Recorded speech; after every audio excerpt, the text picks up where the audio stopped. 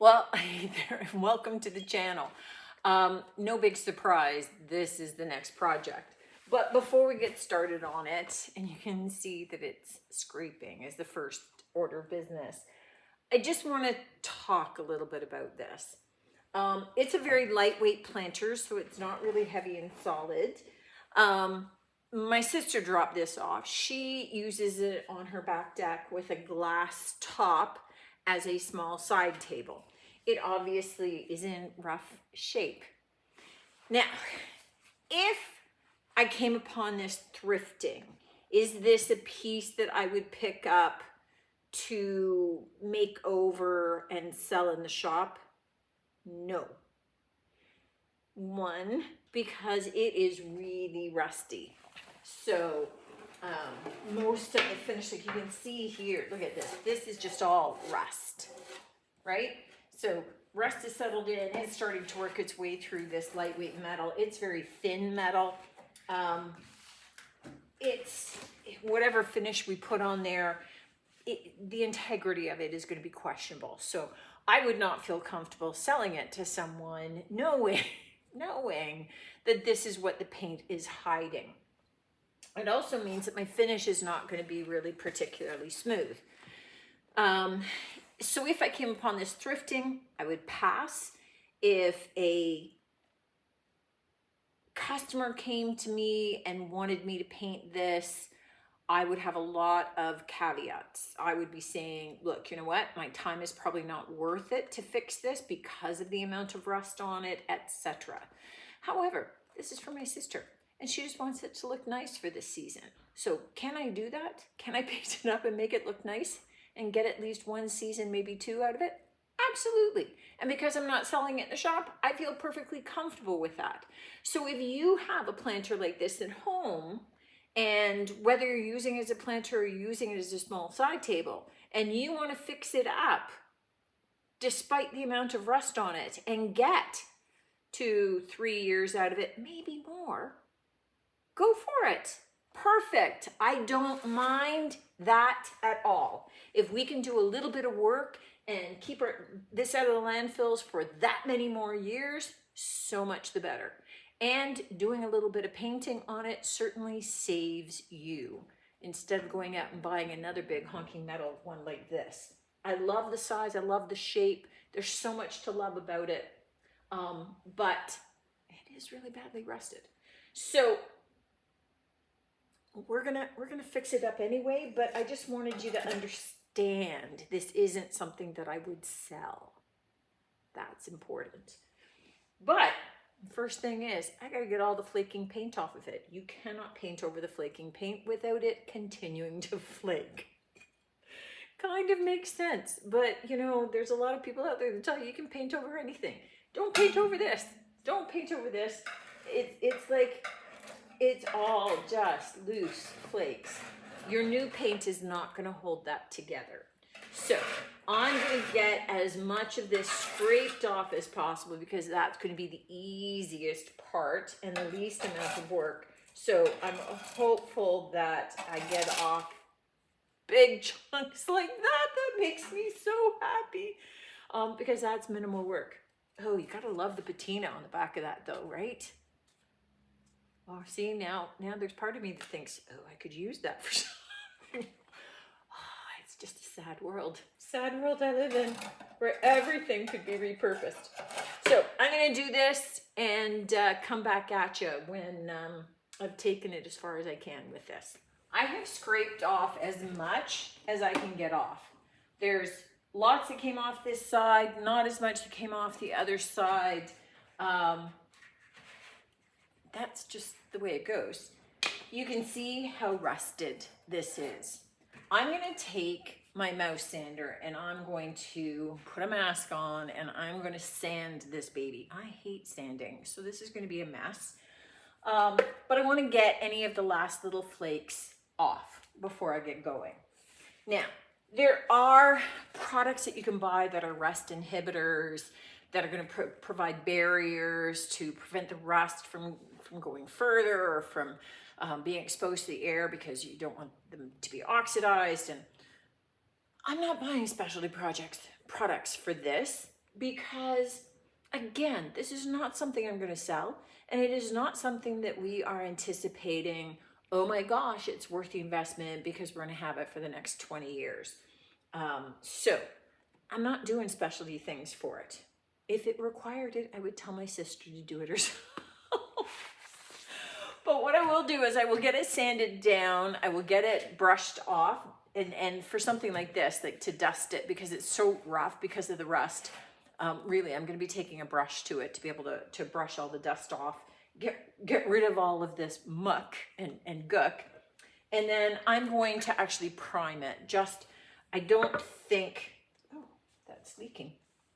I don't think that my paint stands a lot of chance here to not get discolored significantly by this. I'm going to be doing multiple layers anyway because of the rough texture and things. So I'm not looking for a nice, smooth, brand spanking new kind of finish. We'll just play with it to create something where we're using the texture of the piece to help us create a textured look. That's kind of what I'm trying to say. But I am going to prime it just to be able to help that process along and to prevent some of that rust from seeping up through the layers, because I don't know at this point how light I'm going to take it. So, you know, better safe than sorry. So I am going to sand, I'm going to dust it, and I'm going to prime it. I'm just going to be taking a chip brush and painting the primer on the whole sucker. And then we'll come back with the real painting. And I will be happy at that point, because I'm not happy going into this stage. We've got the primer on this. It looks better already, doesn't it? Paint hides a multitude of sins, I tell you. And our next step is to get our base coat on. So we're going to use Coal Black by Fusion. And I'm going to be using a lot of the all-in-one paints here. Just again, with the rust, any layer of sealer is going to be a plus, right? Just to help it hang in there longer. If you're going through this, you want to get a number of years out of it still. And that's kind of the plan. So I'm going to get just one coat of black on this. We're going to be doing additional layers. So I'm not as concerned about whether or not I've got perfect coverage on this or not, because you're never going to see it, right? So again, why waste the time and the effort and the paint in creating a perfect base coat when we're going to be doing multiple layers over top and you'll never know. Our black has dried, and what I've got now is a number of different colors of Fusion lined up. I have 6 of them lined up. The first one I'm going to start with, though, is Seaside. So it's a blue. And then I have like a darker gray. I have a darker green, lighter grays. They go lighter. And I'm going to do exactly the same treatment with all of them. What I'm going to do is create a light color wash. So I'm taking my water, and then I am going to be adding some of the Fusion paint. And there is no set formula for this. Just know that the integrity of the seal, right, because this has got a built-in sealer, that's been compromised. So just so you know, this doesn't fully seal. Once we're all done, we'll still need to do that.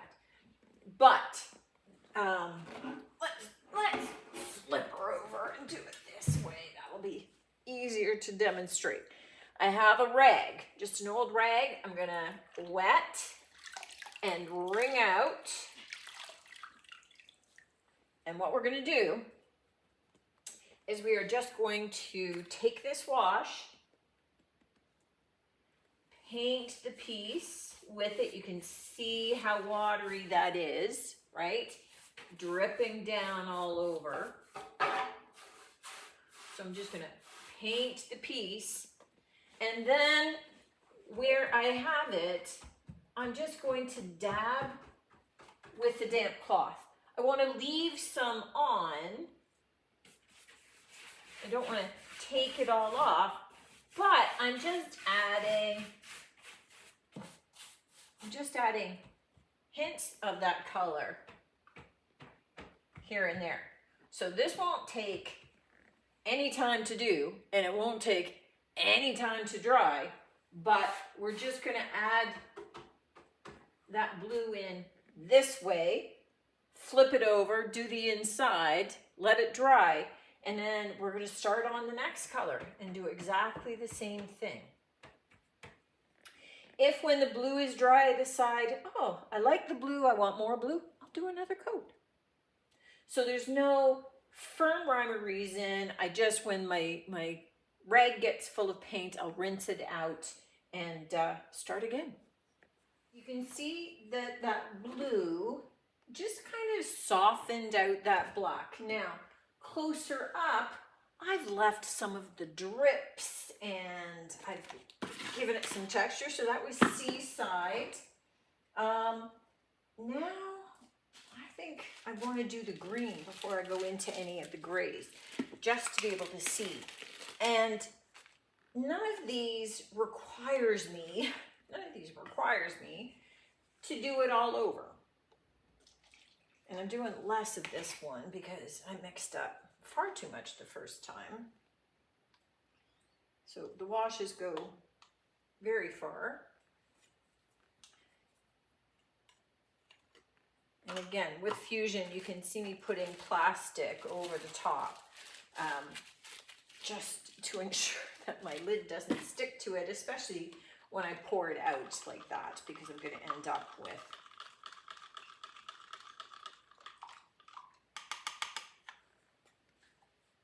tons on the rim. Okay, so all that I need to do, I had moved those out of the way so that I didn't step on them, is just start,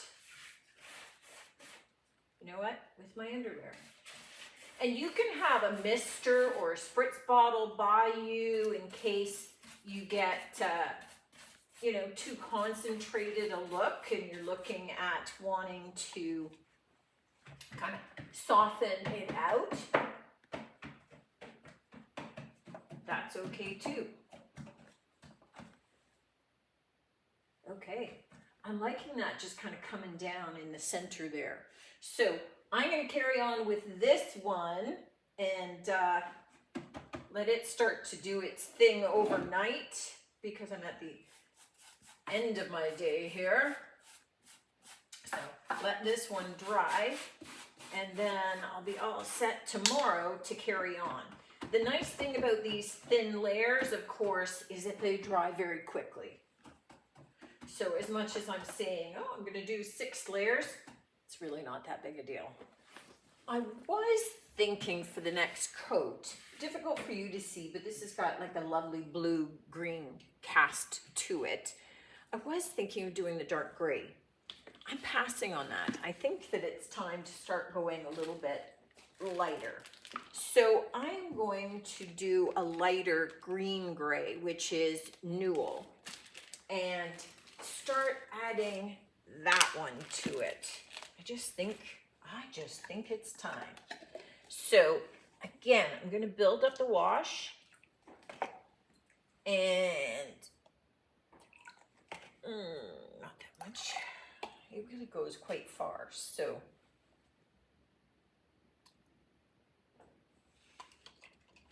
get that mixed up. I like to get the lid on before I get started so that I don't forget and knock it over. Happened before. All right, and bear in mind, I mean, I get that I'm doing the rag with my bare hand, but you could put a glove on and save yourself the scrubbing at your hand part. I just never do. All right, so we're doing the same process. We are taking our wash, we are adding it, and again, you don't have to add it all over. You can add it where you want and then see how that goes. And then we're ragging it off. When you're ragging, get it really patterned, right? So we don't want it smooth. We want it all sort of irregular so that we get some patterning happening. The last formal wash that I'm going to do is Pebble. So it's a much lighter gray, and I'm going to use this more on the highs than kind of all over. So it's not going to be everywhere, but we're going to use it a little bit more strategically and allow some of the darker colors to also shine. But the pouncing with our wet rag will allow us to kind of blend it in.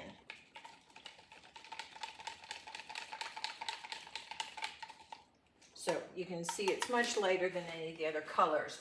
Doesn't mean I'm done. I still want to add darkness in some areas and, you know, some strategic other elements, but so I am kind of doing it on some of the highs. I'll definitely do it around the upper rim like this, right? Just where it's a little bit lighter. Okay. I've brought you in a little bit closer because there's a couple of things that I'm going to be doing. I have a sea sponge here that's wet, and I've got some of the bayberry color on. This is just from the lid, but what I want to do is just add a little bit of it strategically in just spots here and there, just where I want to have a little bit more of kind of that feel of maybe some growth.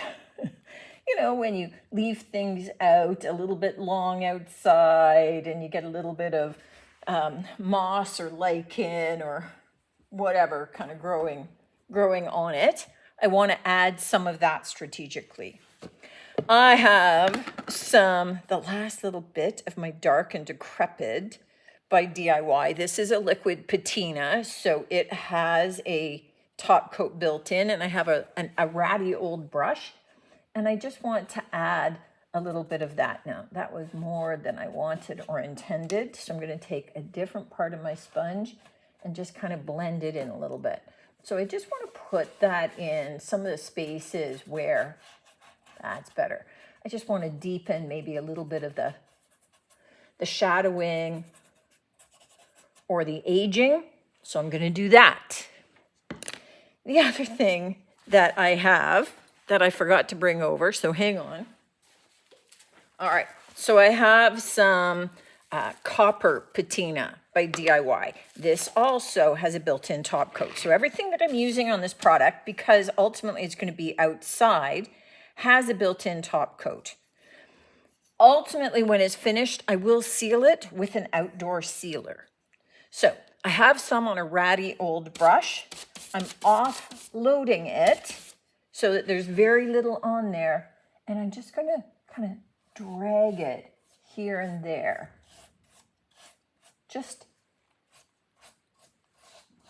I don't want a lot, right? I'm just doing a little bit, getting some highlights on those pieces, but that's it. So that's what I'm doing over the whole piece. I'm doing those three products. I'm doing a little bit of the green to give some lichen, giving a little dusting of metallic, nothing major, and then Dark and Decrepit in the lows to give a little bit more shading. And then I'm going to seal it with an outdoor sealer. If I had a matte one, I would do matte, but I think I have a satin one and a super gloss. So I'm going to go satin. And then this is going to be done. Here's our finished piece. Now, it hasn't dried fully on the inside. Maybe a little tacky still, but I was too excited to show you. I will take some close-up pics of the finish for you because I love how it looks with the patina. That little bit of copper is perfect. Adding that little bit of green over top too really enriches the color.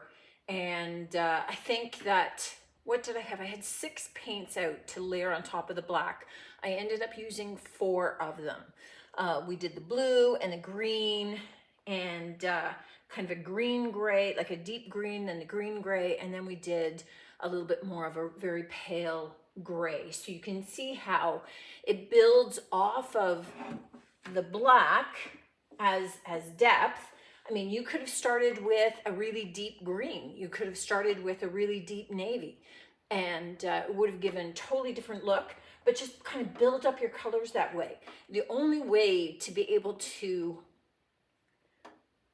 figure out how it's going to look is to do it. I mean, you could do it on a sample board first. At the end of the day, if I didn't like the direction it was going, I would just layer in different colors. Just changing the colors out would change the look entirely. But wait till you see the close-up pics. This is gorgeous now. So hopefully my sister's happy with it. It's still a hunk of rust. Don't get me wrong. Just because it's much prettier now doesn't mean it's not rust layered with tons of paint. So paint is a great way to extend the life of something, right? Rather than tossing it in the garbage this year, easily you're going to get a couple more years out of this for sure, because she puts a big round piece of glass on it. It's a little bit more protected even from the elements, just because the rain isn't coming down and sitting in the base of it. So probably you can get a little bit longer out of it. Don't leave it outside in the winter though. That would kind of just just give that rust a place to flourish. Let me know what you think of this one. Let me know if you would try it on zhuzhing up some of your pots. And again, layering colors in whatever way makes sense for you and for your decor. Thanks for tuning in as always. I look forward to seeing you on the next one. And until then, take care.